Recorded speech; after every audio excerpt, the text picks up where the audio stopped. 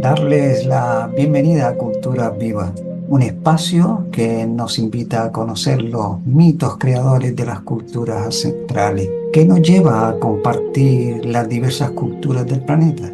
Quizás despertar la inspiración que nos ha acompañado al ser humano en todo su camino. Compartamos esta onda del Centro de Estudios Humanistas de las Américas.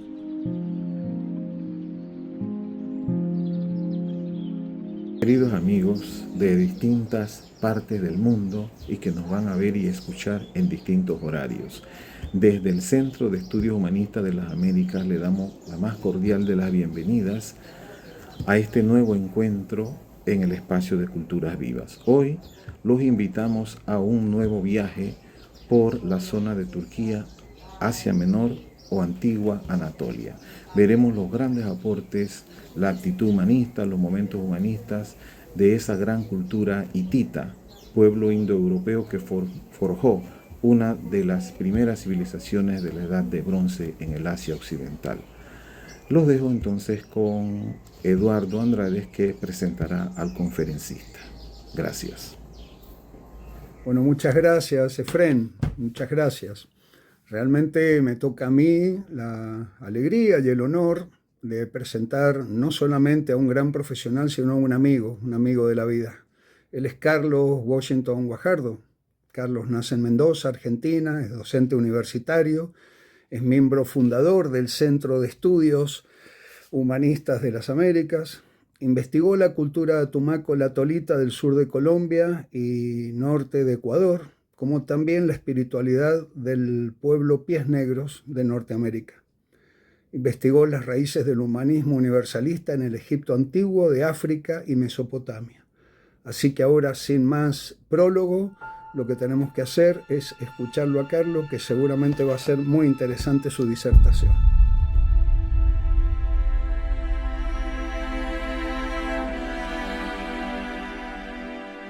Buenos días, buenas tardes o buenas noches según corresponda el lugar y el horario en que nos puedan ver.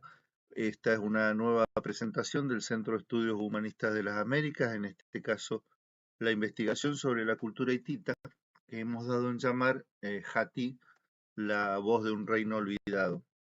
En principio, bueno, agradecer tanto a Efren como a Eduardo su cordial presentación y unas aclaraciones iniciales que tienen que ver con la localización histórica de esta cultura que vamos a presentar hoy. Se sitúa en lo que se conoció en la historia de la humanidad como la Edad del Bronce, eh, una, una época de avances tecnológicos, de cambio de la configuración social, de apertura de nuevas rutas comerciales. Es un avance complejo en términos incluso políticos de organización de las distintas civilizaciones. Eh, la, la Edad de Bronce tuvo, digamos, un periodo de desarrollo entre el 3000 aproximadamente antes de nuestra era y el 1200, donde ya daría lugar a lo que se conoció como la Edad del Bronce reciente o tardía. Hay tres dimensiones que se pueden explicar en la Edad del Bronce. La una de bronce temprano, la bronce media y la bronce tardía. La edad de bronce tardía, que alcanzó, tuvo una duración aproximada entre el 1550 y el 1200 antes de nuestra era, significó el apogeo de grandes civilizaciones y también su colapso y declive.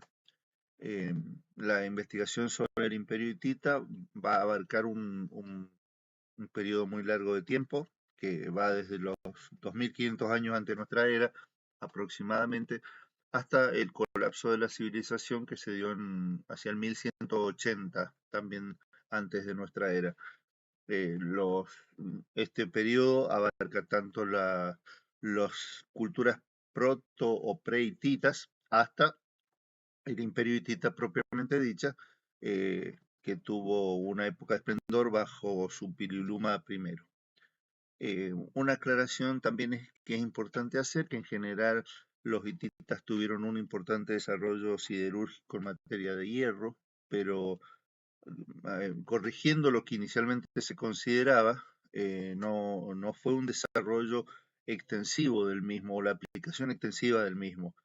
El metal se restringió a algunos usos ceremoniales, algunas armas, el uso de ciertos utensilios y restringido a algunas élites de la sociedad. Nunca equipó definitivamente una parte importante de su ejército que sí se mantuvo equipada con el metal, con bronce. Pero obviamente heredaron, digamos, estos primeros avances a lo que iba a ser la posterior edad del hierro. Así que bueno, hechas estas aclaraciones y considerando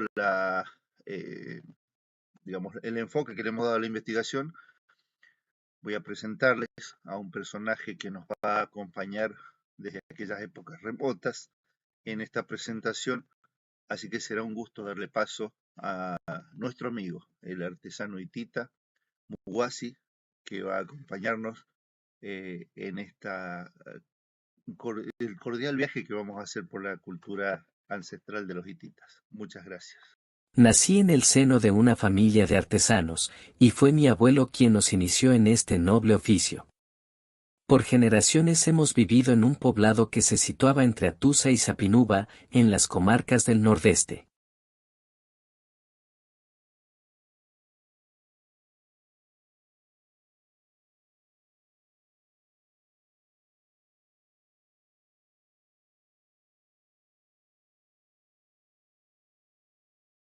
Bien, ya se presentó nuestro amigo Muwasi que nos acompañará en el recorrido. Y ahora los invito a imaginar un viaje en el tiempo, unos 3.500 años atrás, en el pasado, al territorio de lo que es la actual Turquía, donde se desarrolló justamente el Imperio Hitita. En el siglo XIX, muchos investigadores europeos, por distintas circunstancias, comenzaron a dar cuenta de las civilizaciones de Oriente Próximo y dieron con ruinas monumentales que llamaron su atención y fueron documentadas. Entonces, desde allí que tenemos antecedentes de investigaciones sobre lo que fue el Imperio Hitita, más allá de la atención que siempre se le prestó a la cultura egipcia con sus construcciones monumentales. Aprendimos a trabajar las nobles arcillas, las mismas que los escribas usaron para dejar registro de nuestra historia. La lengua que usamos la conocemos como nesita, si bien los viajeros la asociaban con las de los pueblos vecinos de distintas épocas como sumerios, asirios y babilonios, hace tiempo que se diferenció de la de ellos.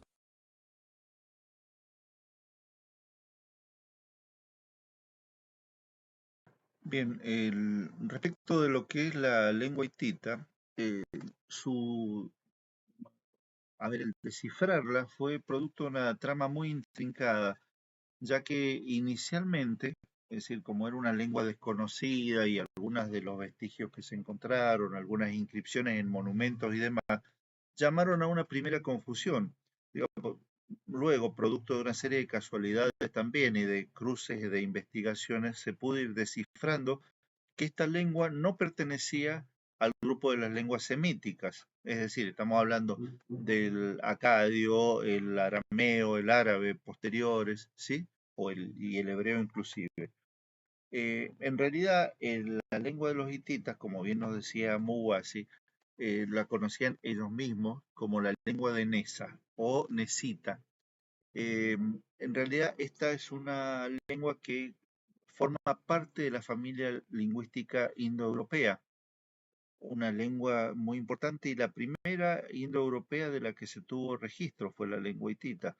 Esta familia lingüística comprende, entre otros, una gran variedad de idiomas que son muy conocidos por nosotros, obviamente, sánscrito, el griego, el latín, el inglés, el alemán y la mayor parte de las lenguas romances actuales, ¿sí?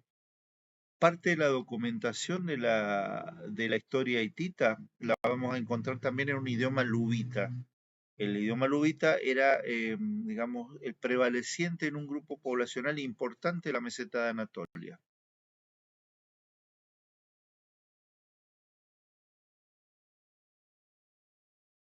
Fue una buena época, Los conflictos que atravesaron nuestra patria en años anteriores parecen haberse detenido. En el pueblo dicen que nuestro rey es muy hábil para negociar acuerdos con algunos de nuestros enemigos más poderosos.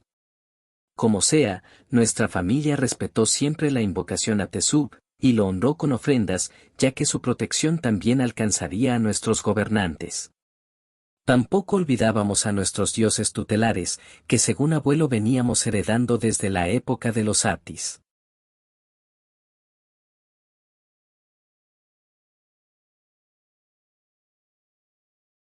Los hititas tenían una religión politeísta muy sincrética que supo conocerse como la religión de los mil dioses.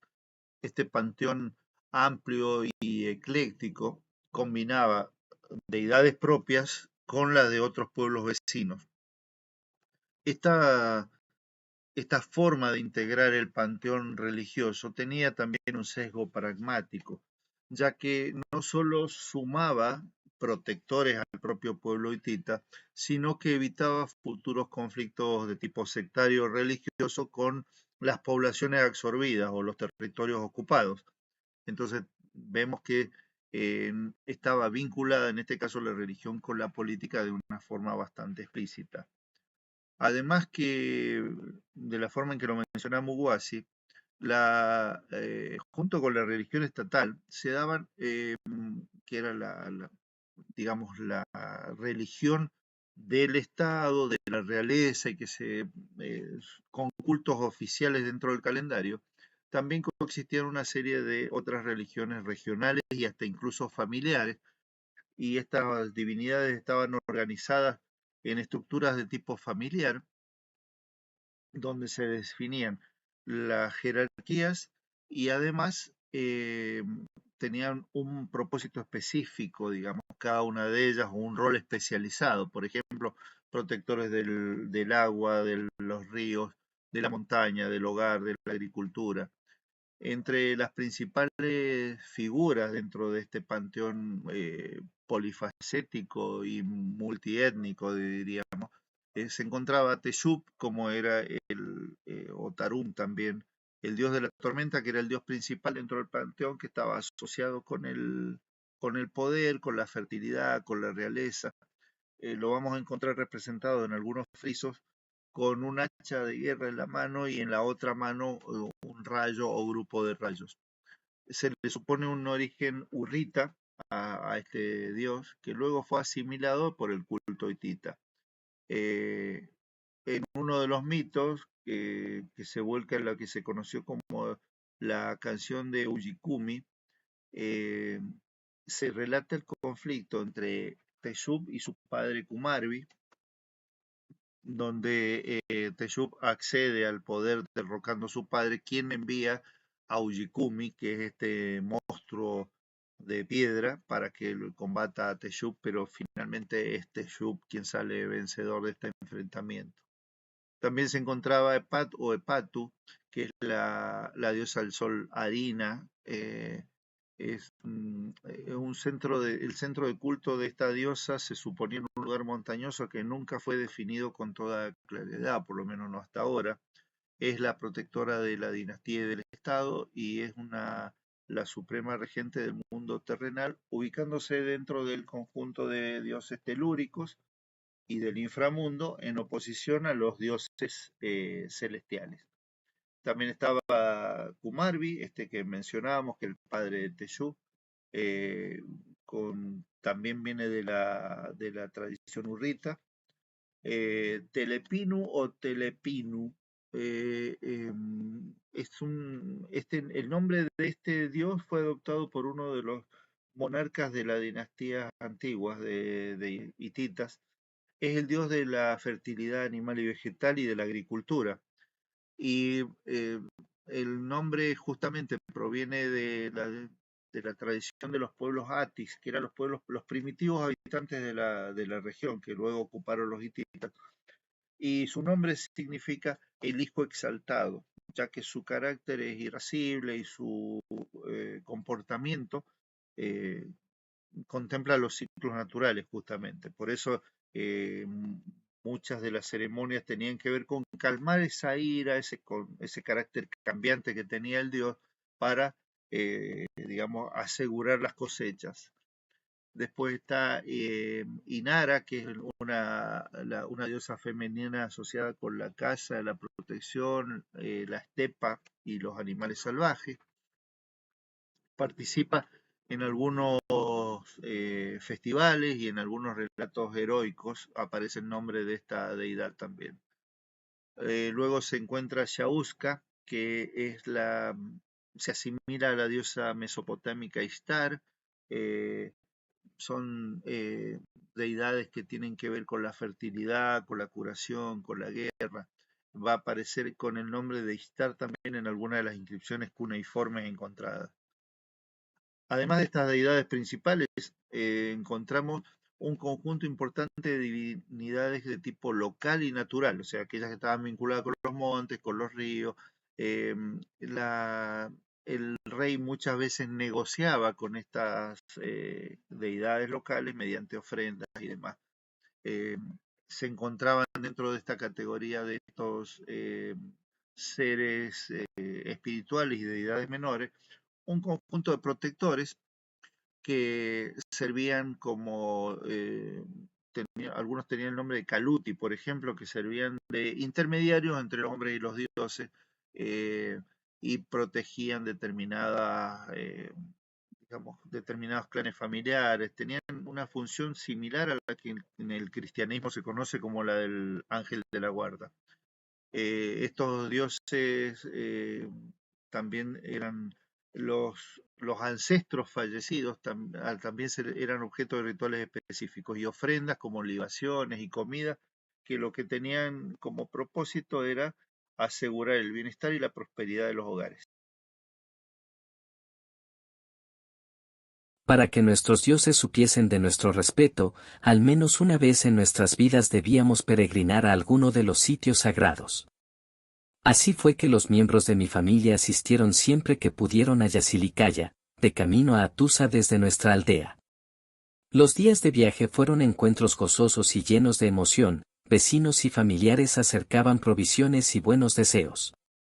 El camino era tortuoso, desdibujado de a tramos, con un paisaje de tonos marrones, salpicado de matas, con pocos y escasos vados, donde los hilos de plata de los arroyuelos entregaban su sosiego y descanso. Las hogueras de las noches se llenaban de cánticos y risas, las debidas plegarias a los dioses, y las historias de viejas épocas y lugares distantes del imperio. Las llamas crepitantes materializaban personajes de esos relatos, las deidades convocadas acompañaban desde las sombras al grupo y sentíamos su cobijo. En diversas ocasiones hemos reflexionado sobre el significado de lo que entendemos como sitio sagrado. Son aquellos lugares que pueden ser naturales o construidos y que son puntos de conexión con lo divino, con lo ancestral, con algún tipo de experiencias espirituales o combinaciones entre estas posibilidades. Los sitios sagrados transcienden una función física simplemente, son portadores de significados muy profundos y su importancia varía según ciertas tradiciones o creencias, dependiendo del lugar que ocupen estos sitios dentro de cada una de las culturas. También exceden el espacio temporal, ya que son puentes o vinculaciones de registros ancestrales con los contenidos contemporáneos de las culturas o convivencias personales actuales. Entonces, para la cultura hitita, los sitios sagrados combinaban tanto lugares construidos, muy vinculados con la geografía, con los sitios naturales, con santuarios naturales al aire libre, y también templos construidos dentro de las distintas ciudades. Em, las fuentes, las montañas se consideraban sitios sagrados naturales, morada de los dioses, portales que tenían que ver con el mundo de lo sobrenatural. El culto hitita muchas veces involucraba las fuentes de agua como símbolo de la fertilidad y de la renovación de la vida. y en las montañas ubicaban las moradas de los dioses. Esto van a ver que es un punto coincidente con otras culturas que ya hemos investigado.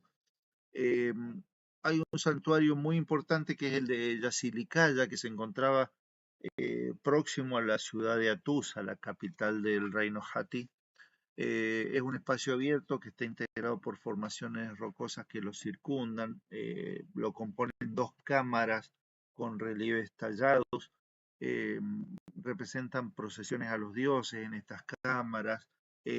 Hay representaciones tanto del dios Teshub como de Hebat, eh, su- la diosa consorte. El más importante de los festivales que allí se realizaba era el primaveral o el Año Nuevo Primaveral, que implicaba toda esta renovación de la vida, una renovación cósmica según la cosmogonía hitita. Se daba una integración entre el cielo, la tierra y el inframundo, y todos estos significados se venían a reforzar porque existía una fuente de agua muy próxima a este conjunto o este tipo de anfiteatro natural, si queremos llamarlo así, que era Yasilicaya. También tenemos otro santuario importante que está en las proximidades del lago Beisehir, que es Eflatupinar, se llamaba.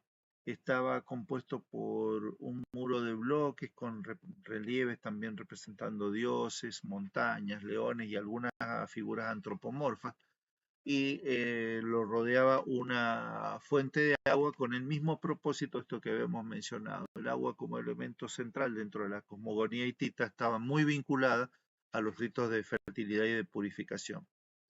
En Atusa se han podido identificar más de 30 templos, tanto en el sector alto de la ciudad como en la ciudad baja, lo que se conoció como la ciudad baja. Y se destacaba el gran templo en la ciudad baja dedicado a Teshub y a la diosa Harina. Además de estos que les mencionaba, hay una cantidad de otros sitios sagrados integrados con la naturaleza, estaban vinculados con las rutas y por ende se supone que objeto de algún tipo de peregrinación. Los lugares cerrados tenían, digamos, una restricción en términos ceremoniales, es decir, ya no eran de concurrencia masiva, sino que eran más vinculados con cultos llevados adelante por sacerdotes y la realeza solamente, sin la participación explícita del pueblo.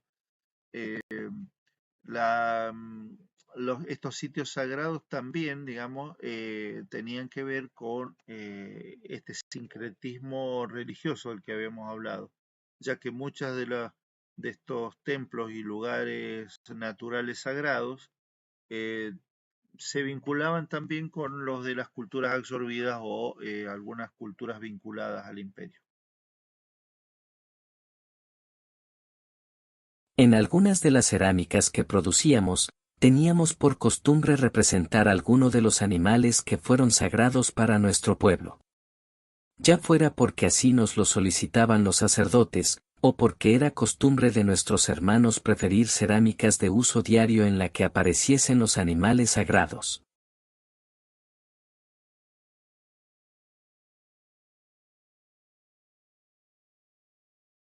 Como bien nos refiere Muwasi en su relato, entre los restos encontrados, además de las numerosas tablillas, y sobre esto nos detenemos un segundo, muchas de estas las tablillas se hacían, o sea, se escribía sobre ellas en arcilla cruda, sin cocción, y producto de justamente la caída del imperio, de los incendios que se produjeron por saqueos de las ciudades, muchos de los lugares donde se guardaban estas tablillas fueron sometidas al fuego de estos incendios, lo que las coccionó y permitió de una forma bastante aleatoria, si se quiere, que llegaran a nuestras manos, a las manos de los investigadores que pudieron descifrarlas. Esto, digamos, no, digamos, permite inferir una serie de cuestiones, sabiendo además que buena parte de las tablillas estas de registro se han perdido y evidentemente no hay forma de recuperarlas. Pero además de las tablillas encontramos los frisos, las cerámicas y demás que dan testimonio de algunos aspectos culturales de los hititas, entre los que como refuerzo a la visión naturalista que tenía su religión, vamos a encontrar animales y plantas que fueron considerados por ellos sagrados. Al dios principal del panteón, que era el dios Teshub, se lo vinculaba con el toro como el animal sagrado, ¿verdad? Un símbolo de fuerza, de poder. Mientras que a la diosa Epat se le había reservado la figura del león como representación de la realeza y como una deidad protectora por naturaleza. Los ciervos eran animales que representaban a los dioses protectores de la naturaleza y de la casa y tuvieron siempre un rol muy importante en las representaciones, tanto en las cerámicas que se han encontrado como en estatuillas y algunos artefactos de bronce. El águila bicéfala es, digamos, uno de los símbolos más enigmáticos de la cultura hitita. Esta iconografía hitita después se convierte en un emblema imperial tanto en Bizancio como en varios lugares de Europa, pero su origen, digamos, está justamente en Anatolia. Y el águila fue símbolo del poder celestial y siempre se la asoció con el árbol de la vida. Los animales que en general se ofrecían como ofrendas en los distintos rituales y homenaje a los dioses, eh, tenían su carne, se denominaba supa, o que significaba como carne sagrada o carne consagrada. En cuanto a las plantas, las numerosas referencias coinciden con el árbol sagrado. Y acá volvemos a un concepto que hemos visto en otras culturas, que es el del axis mundi, ¿no? El eje del mundo que une lo celestial con lo terreno y que atraviesa las culturas y por ende a las personas y a estas sociedades. Eh, Además de una morada de los espíritus, es símbolo de vida y fertilidad, y la necesidad de que siempre existiese una planta verde era una característica que se buscaba dar en la representación de la estabilidad del reino y la continuidad que se le daba al poder real. Las plantas eran usadas también como ofrendas en aspectos ceremoniales, pero también eran aplicadas con propósitos medicinales. Resinas e inciensos se vinculaban con ceremonias de purificación y ciertas plantas, sus extractos fueron utilizados para la cura de enfermedades físicas y rituales de carácter mágico, ¿verdad? Que esto es coincidente también con otras culturas que hemos investigado. Hace pocos días la tristeza cubrió a nuestra familia, nuestro querido tío Utsili murió muy joven. Poco pudo hacer el hechicero y sus plantas para curarlo del mal que contrajo en su viaje a las comarcas de Kusara. Acompañamos con respeto su cuerpo a la tumba, en la que depositamos ofrendas a nuestros dioses tutelares. E hicimos breves cánticos a la señora Alani y al guardián Nantar para que su viaje al inframundo fuese calmo y sin retorno.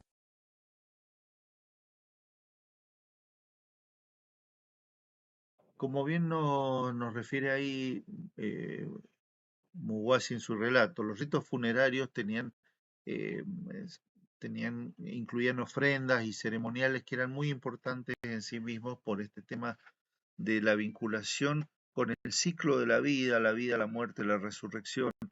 Muchos de los mitos hititas en esta mezcla riquísima de cultos que hemos comentado, que integraba las tradiciones locales con las heredadas de los satis, más algunas que se incorporaron de pueblos extranjeros, como las influencias de los burritas y de los pueblos mesopotámicos, configuran una serie de mitos que explican el mundo, el orden del cosmos y también los problemas cotidianos que deben resolver las poblaciones. Entre algunos de los mitos principales vamos a encontrar el mito de Yuyanka, que es la lucha de Teshub, que es el dios principal, el dios de la tormenta, y contra una serpiente gigante que representa esta confrontación del orden y el caos. Del mito este se conocen desenlaces posibles según dos versiones que han sido encontradas. Una es que se emborracha la serpiente mediante la ayuda humana y se logra vencerla, y en la otra hay un hijo humano del dios que recupera el corazón y los ojos que le habían sido robados por la serpiente y representa las posibilidades de la regeneración de la naturaleza ante fenómenos adversos. El mito de Telepinu, que es el que habíamos mencionado como el dios de la agricultura, habla de que por alguna razón este dios se había enojado mucho, ¿eh? Y se marcha, huye y se lleva consigo la fertilidad. Este tema de la pérdida, de la huida, ¿no? de la fuga, es un tema recurrente en un territorio muy dependiente de las circunstancias climáticas para asegurar la fertilidad de los suelos. Digamos, el dios se escapa, los dioses angustiados lo buscan sin mucho éxito y la diosa madre envía una abeja a buscarlo que lo pica y produce un acrecentamiento de su ira. Luego, bueno, mediante una serie de rituales mágicos logran calmar al dios Telepino para que vuelvan los ciclos agrícolas favorables con la necesidad, digamos, que tenía la población de asegurar su alimento en un territorio bastante hostil para esto. El ciclo de Kumarbi es un mito bastante complejo en la mitología hitita. Es un enfrentamiento brutal de generaciones donde se muestra a Kumarbi contra que había a su vez derrotado a, a, a Anu, que era el dios del cielo, y a su vez es derrotado después por Tesub, que en una suerte de golpe le quita el poder a su padre. La Kumarbi, digamos, en este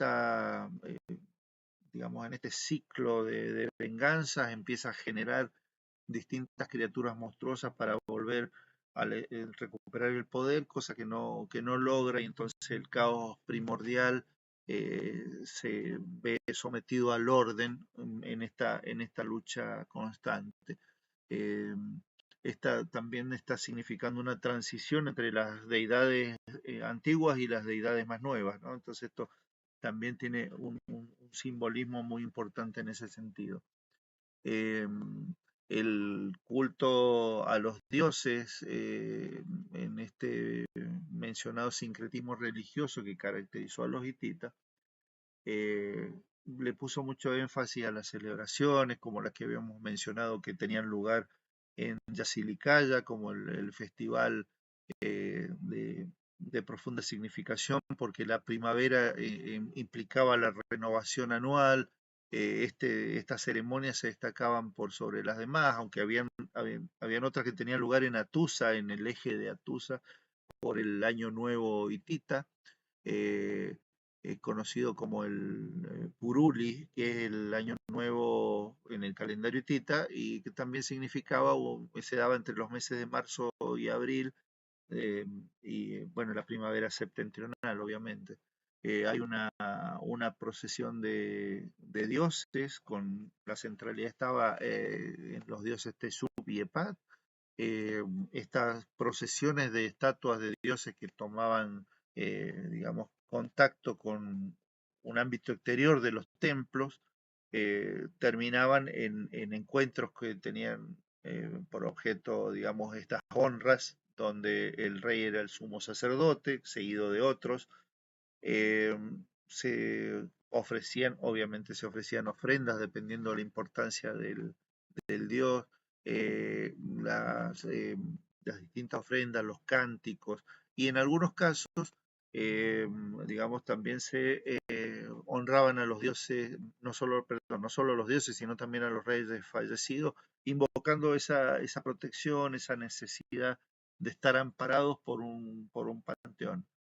Pero digamos, la participación del pueblo se daba en muy pocas de estas festividades, salvo esta masiva que se daba en Yasilicaya, donde el rey se ocupaba de distribuir alimentos y bebidas entre los concurrentes. Y esto, digamos, se hacía de manera anual.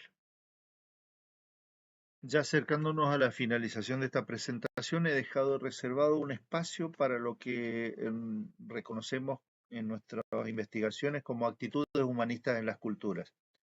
Esta identificación de actitudes humanistas nos muestran una determinada sensibilidad que a su vez implica un emplazamiento frente al mundo, una forma particular en las vinculaciones humanas, un modo de definir la organización social también de estas sociedades.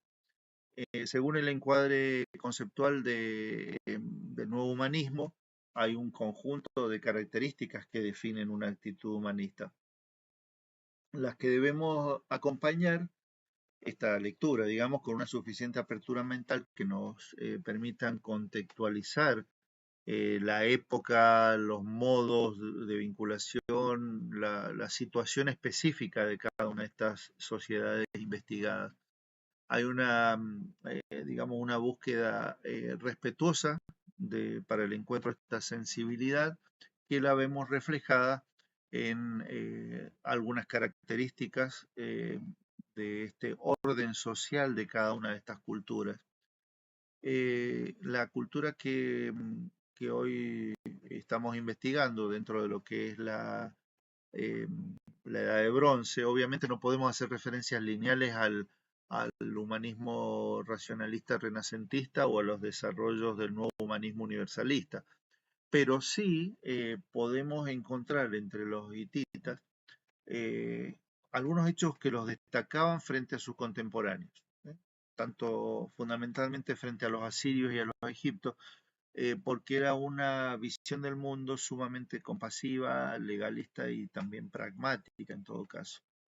Algunos de los puntos eh, de lo que podemos destacar como el humanismo hitita son el desarrollo de el derecho que se imponía sobre la simple venganza, ¿verdad?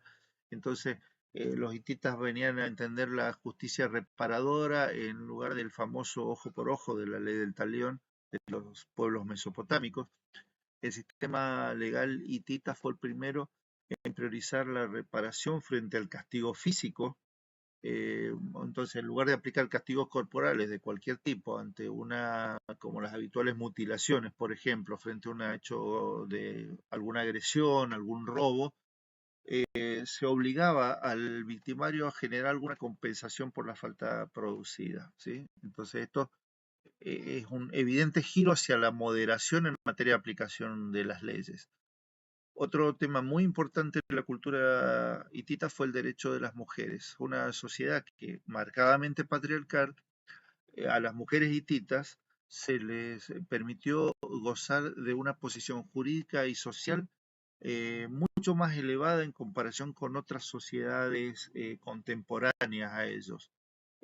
Tenían capacidad legal, las mujeres podían ser propietarias de tierras, heredar, testificar en los juicios y hasta incluso solicitar el divorcio y algunas garantías económicas producto de ello. Eh, Tawanana fue el título que se le dio a la reina de los hititas, pero no solo era una denominación, ¿no es cierto? No era solamente que oficiaba como la esposa del rey, sino que era la principal sacerdotisa, gobernaba o tomaba decisiones en ausencia del rey.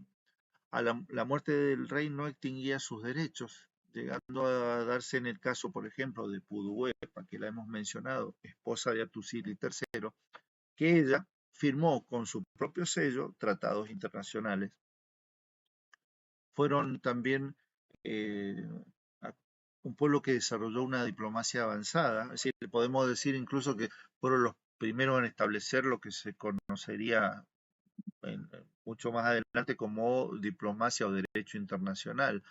Los tratados que aplicaban en distintas, digamos, confrontaciones que se daban con estados con los que tuviesen algún conflicto, no eran simples imposiciones del vencedor al vencido, sino que trataban de generar un ámbito de estabilidad duradera.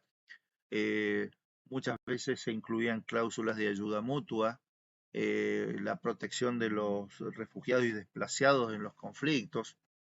Tal vez el tratado más conocido que representa esta postura de los hititas, el de Kadesh, luego del enfrentamiento que que se produjo con Ramsés II, y firmaron una hermandad eterna, una no agresión, un mantenimiento de los límites y la frontera, y algo muy avanzado para aquella época que daba cuenta de evitar el sufrimiento de los pueblos involucrados.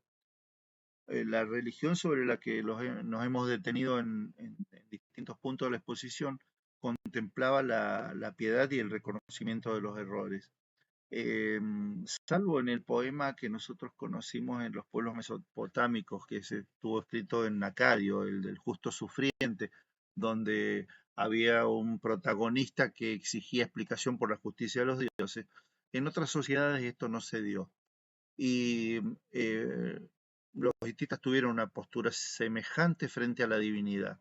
En lo que se conocieron como las oraciones de la peste de Musili II, no solamente en ocasión de una peste que asoló el reino, no solo se limitó a ofrecer sacrificios y ofrendas para conformar a los dioses, sino que pedía perdón por los errores de su padre, ¿sí?, que los había cometido durante su reinado, que fue un reinado caracterizado por los saqueos y digamos, una agresión muy marcada hacia estados vecinos y a territorios vecinos.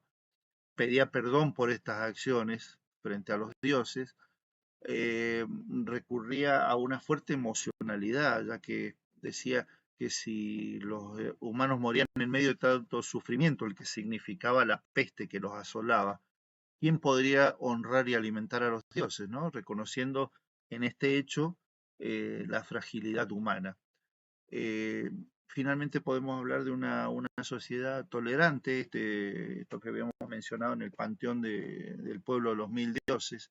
Es un panteón comprensivo, contemplativo de los dioses de otras etnias, y con las posibilidades de disminución de episodios de violencia producto de esta confrontación religiosa.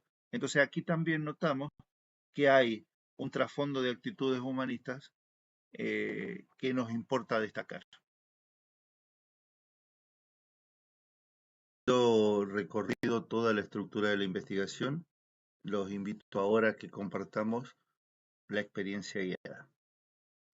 El sol había asomado por los bordes de la meseta hacía muy poco tiempo cuando iniciamos la marcha. Muchos de los integrantes del grupo no habían participado nunca en estas celebraciones, por lo que el entusiasmo se compartía y nos alegraba. En los días pasados habíamos estado preparando provisiones, ropajes y ofrendas con una emoción inocultable. Nuestro pequeño poblado se encontraba en la ruta norte de las caravanas que viajaban hacia Tusa, y si bien los viajeros que solían pasar nos traían historias de otros lugares, nuestra aldea era el mundo que conocíamos y amábamos. El camino nos llevaría por pequeños prados, el paisaje gris de la estepa, y las escasas fuentes de agua y arroyos que nos brindarían momentos de descanso y recuperación. Los carros que nos acompañaban fueron destinados a los niños y ancianos que se atrevieron a la travesía. Alguien se animaba de tanto en tanto a entonar una canción, de aquellas que nos dejaron los antepasados, y acompañaban nuestras ceremonias locales. Un tono tranquilo y amable atravesaba el grupo, haciendo más llevadera aquella ruta de tramos difíciles. Nos aguardaba Yasilicaya, con sus monumentos, sus fuentes de agua y su espiritualidad, con su hermoso festival de primavera, en el que celebraríamos la vida renovada. Nos habíamos preparado durante el año para llegar a tiempo, y así ver la procesión de las estatuas de los dioses que venían desde Atusa. Luego de extensas jornadas de viaje pudimos llegar al centro ritual. Nuestros ojos asombrados pudieron ver la magnífica disposición de las rocas, con sus cámaras orientadas de tal forma que el pico de la montaña cercana servía como punto de referencia al sol. Pudimos ubicarnos en un lugar destacado del área exterior que nos permitió ver llegar al rey ataviado como sumo sacerdote, conduciendo la procesión de las estatuas. La emoción nos atravesó con ese espectáculo de colores y sonidos. Durante días disfrutamos del festival, rodeados por hermanos llegados de distintos lugares del reino. Nada parecía perturbar la alegría de compartir los alimentos y bebidas que distribuía el rey en su pueblo. Fuimos sus testigos para que nuestros pedidos llegaran a los dioses, y así lograr que la lluvia llegara a tiempo, que Tesú, el dios de la tormenta, respondiera y nos amparara como en cada estación. Vivimos jornadas hermosas de celebración, renovando la unión de nuestro pueblo, disfrutando los cánticos de los hombres de la Yupilla, entonados en la bella lengua ancestral Ati. Antes de partir, nuestra familia se acercó a una de las grietas de la roca, puertas del inframundo, para asegurarnos que las fuerzas de la tierra escucharan las plegarias que honraban al tío Utsiri, quien iniciara su viaje un día gris del otoño pasado. Con una profunda paz y una sensación de tibieza en el pecho, vi las sonrisas calmas en los rostros del grupo. El sol comenzaba a asomar y se hacía necesario desandar el camino hacia el poblado, adivinando la llegada que sería conmovedora, como lo había sido la distancia, con abrazos prolongados, mezclando risas con lágrimas. Los siglos seguirían su paso, enterrando grandes y pequeñas historias de reinos, historias de hombres cruzadas por las historias de sus propios dioses, la historia de Mubasi y su gente. Muchas gracias.